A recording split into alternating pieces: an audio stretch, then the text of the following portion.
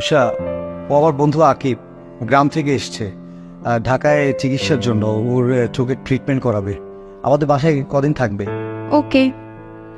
বন্ধু আয়। উষা, তুমি ওকে নিয়ে একটু ড্রয়িং রুমে বসাও, আমি একটু ফ্রেশ হয়ে আসি। হ্যাঁ, ওকে, আসুন ভাইয়া।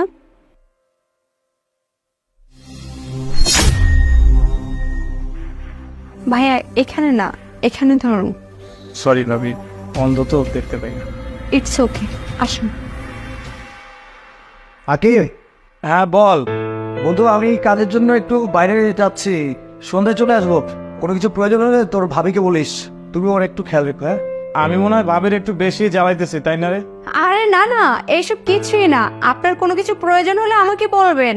আচ্ছা আমি তাহলে গেলাম। হ্যাঁ, আচ্ছা।